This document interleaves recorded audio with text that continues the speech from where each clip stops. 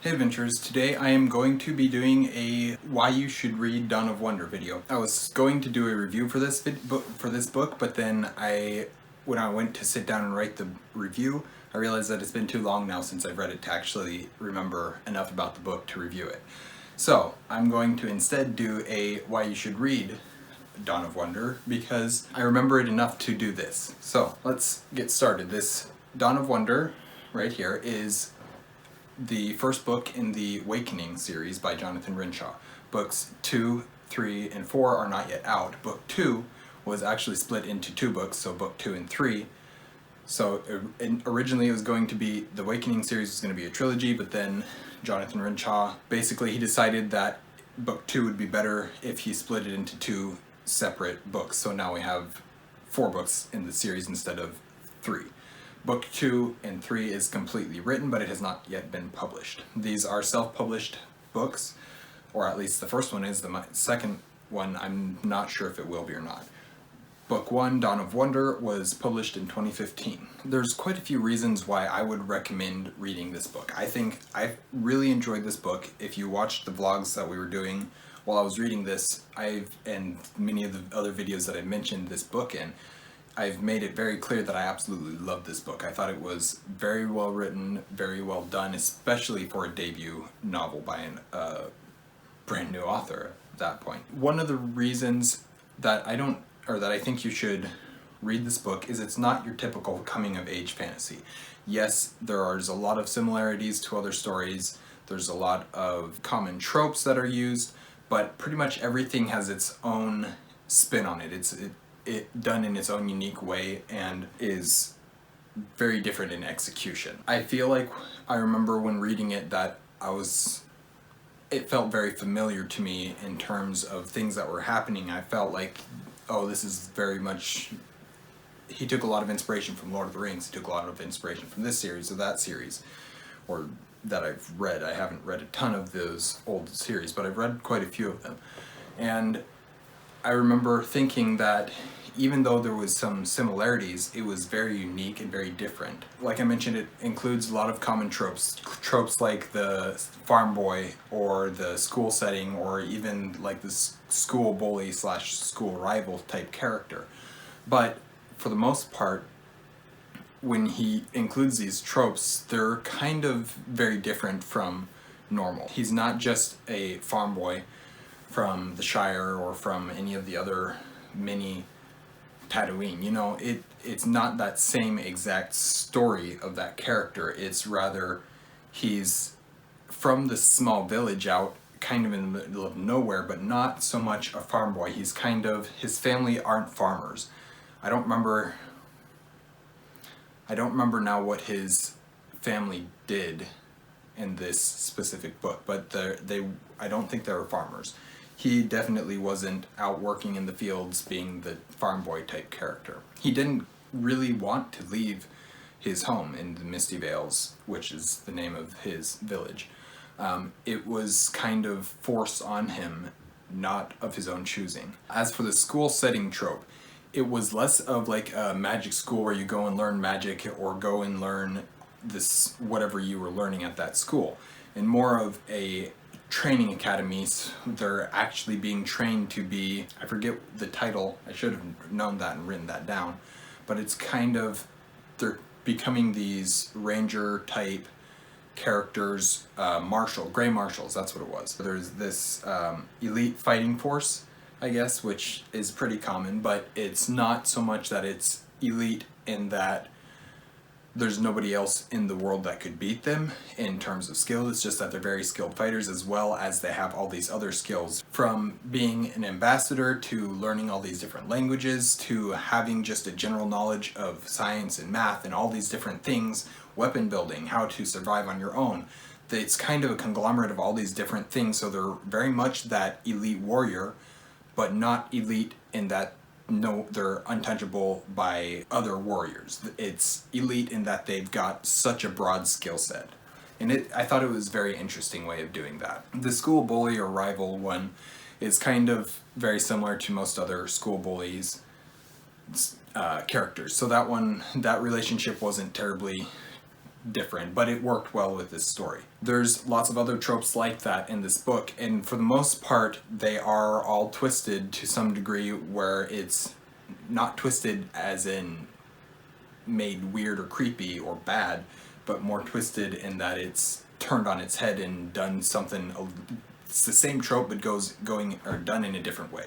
The other thing about this not knowing your typical, or not your typical coming of age fantasy story, is, and this I guess can be said about a lot of the stories, is this: it has a very clear story goal. It knows the story that it's trying to tell. It's basically telling the story of Aiden as he goes from almost 13 to, it might be 16, or yeah, I think it's 16 by the end of the book. So it's really about 4-year time span in this book. But the time gaps don't feel forced. They don't feel like time jumps so much as not enough things happened in them that were of note to talk about them. And so they talked about the things that were of note, which were, there was lots of them, and it felt like a progression. It felt like you could understand the 4 years that were passing. It wasn't rushed, it wasn't time jumps that didn't make sense. It all felt earned. This book also has great characters. One of the things that I noticed about this book early on, right at the beginning, is that I fell in love with the characters. Aiden and Cowrie were both instantly some of my favorite characters that I'd ever read. Aiden has some issues, and I'm not going to say that he doesn't. He's got some very weird things going on in his life. He's got some unfortunate circumstances that he grew up in, and his personality reflects that. But he's so well developed for a 12-year-old, and then his relationship with Cowrie, who is his best friend, it's very interesting just to see the dynamic between them, the way they think. You instantly know what type of character each of them are without them falling into archetypes quite right away, you know. But each of the characters is very distinct. They each have their own quirks, their own ideologies, whatever it might be. Every character is very different, and I was very happy to see that from a debut author. There's quite a few unexpected character twists. There was things that happened at the beginning that were not unexpected as in came out of nowhere, but unexpected as in, even though the groundwork was laid for them earlier on, you didn't see it coming. And so I thought that was really done well. The relationships between characters was huge. Like I already mentioned with Aiden and Cowrie, that their friendship was amazing to see. It was just, they're just friends, and it was great. And then there's other characters, other relationships between characters, whether it's his parents. The relationship with his parents is very interesting. The relationship between his parents is very interesting. There's just, all of the relationships are done well. They're each different. There's no just copy-paste character relationships. Each character relates to a different character in a way fitting for that character's personality, if that makes sense. It's a lot of characters in one sentence. And even though not all the relationships are healthy relationships, as in best friends or loving husband and wife, whatever that might be, they're all done very well. And then there's great character arcs and character growth throughout the story. Like I already mentioned, we see basically 4 years of Aiden's life here. It's kind of 3, whatever. But he grows throughout that story. He has a very good character arc that is fulfilling to see. He goes from the person he was when we first meet him into not a completely different person, but a person with different skills, different way of thinking, and has learned a lot. That actually happens with most of the characters. Almost every character in the book has their own character arc, whether it's very minor or whether it's as major as Aiden's is. And so it's great to see that. The world building. So this world is immense. You don't see a whole lot of the world. There is a map in it, and if you're writing a fantasy story, you need a map. There's no way around it. You need a map. So thankfully this book has a map. And it's a good map. It's not perfect. There's only one map in the book, I believe, but it shows you the distances between Misty Vales, and oh boy, what's the name of the main city that he's at? I believe it is Castath, I believe is the city that he came from. And when I was looking at that, it's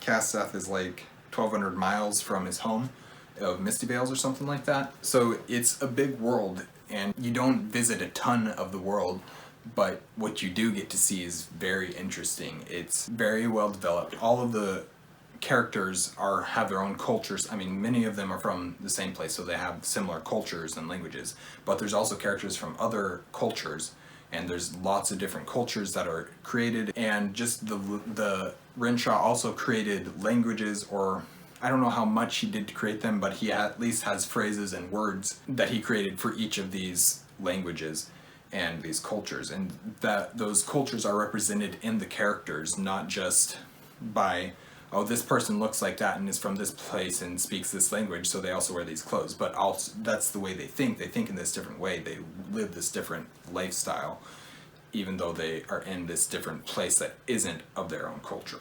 The magic system is very much a minor part of this story. It's not very prevalent. There's some prevalence to it the later on you get in the book. About the last third it gets more prevalent, and even though it's not very super well explained, it's very interesting, and there's a lot of just, okay, why is this happening? This is very interesting, this is very cool, but I need to know more. So I'm hoping that Jonathan Renshaw expands upon what he started building with the magic system in book 1, well, in the next 3 books. So I'm really hoping we get to see more of that, but I don't know if we will. The locations. So each of the locations has a very distinct feel to it. It has its own personality. Misty Vales is, yeah, there's an aspect of it that is just that farm boy type village, the Shire or whatever it might be. But it's also very different because while it's got that same air of just peacefulness and loveliness, there's some things that are included that make it very distinctly different from everything else. That includes the people, but also the big city. It feels like a big city. It feels completely different from Misty Vales. And then the, oh boy, Koltum, when you get to see that, that's very interesting. In the world and the Den Elin Mountains and everything, there's just, everything has its own personality to it. All the locations, the way that the world is set up, the way that the cities are built, and who's at the cities, all these different things. It's very interesting to see and very well done. And the world just feels lived in. You see rundown buildings that are obviously no longer lived in, but at one point were. You see all this type of, how many cities? I think we only go to 2 or 3 different cities, not counting Misty Vale. So you don't see a whole lot of different cities, but you see the people, you see the world and how the people relate to it. It just feels like a lived-in world, which is good. The other thing that I really loved about this story was the writing. Jonathan Renshaw's writing was easy to understand and follow, but not in the way that it could have been, as in it feels like it was written for a dumb reader or somebody who is not as well read. It was just simple and precise, but not overly flowery, not overly descriptive. There were descriptions, and there was lots of good description, but not an overabundance of it. It felt very environmental. I was reading the book and I felt like I was in a completely different world. The way that it was written, I think it's specifically when the family is leaving Misty Vales and the whole trip, well, really everything from the first third of it, I think, when they're in Misty Vales and when they're leaving Misty Vales, is very environmental. I felt like I knew that world. I felt like I knew exactly what was going on. I could see the world around them as they were going through their journey, and that was very good to see. I love to see that. The writing is very immersive, like I already mentioned. It pulls you into the world. You feel like you're part of the world. You can see the world around you. And the last thing I have written down as to why you should read Dawn of Wonder is that Jonathan Renshaw did his research. And this isn't going to be a super in-depth dive into what I mean by that, but he includes a lot of little details that show the amount of research that he's done. Things like he clearly did research into how languages are formed, how weapons are built, how bows and swords, or whatever it might be, or how shipbuilding works, how so there's lots of just little things that are incorporated, or how a city set by a lake would function. All these different things, he's included them in a way that seems very realistic, and he includes these details, but they're not so many that they get annoying or bog down the story with just unnecessary details. It's just, there's enough to say that, yeah, I've done my research and I'm going to show you that I've done my research, but there's also not so much that you say, come on, just get over it already. I'm ready to move on with the story. It all is included in a way that feels like the story is happening, that the history is happening along with it. So it's very well done in that way. Overall, this is just a really well-written novel for a debut novel. This is a great story with great characters, world, motivations, themes, locations, etc. Everything about it is just really well done. It's probably not a perfect book. In fact, I know it's not a perfect book, and I don't know that I would give it a 5 stars rating at this point. I might, but I'm gonna have to reread it at least once and then probably read the rest of the series to know what I think of that. It's a very fun to read. I enjoyed the time reading. I didn't want to put it down. One night I read for 3 hours or something like that because I just wanted to read so much, and I actually did that multiple nights, and one of the nights I was like, okay, I'm not very far from the end, so I'm just going to finish it. And I really enjoyed it. I thought it was a great read. That's all I've got for why you should read Dawn of Wonder. If you do read it, let me know, and let me know what you think of it, because it's not going to be for everybody, but I think it's one of those hidden gems that people don't know about, but we'll see, okay, yeah, this is pretty good. It's nothing terribly fancy or unique, but it's just good, solid fantasy with hopeful themes, and yeah, it's just an enjoyable book. Thank you guys for watching. I hope you enjoyed this video and explanation as to why I feel like you should read Dawn of Wonder. Please like and subscribe and comment down below if you haven't already. We post videos every Monday and Thursday. We will see you guys again soon. Thanks for watching. Stay warm.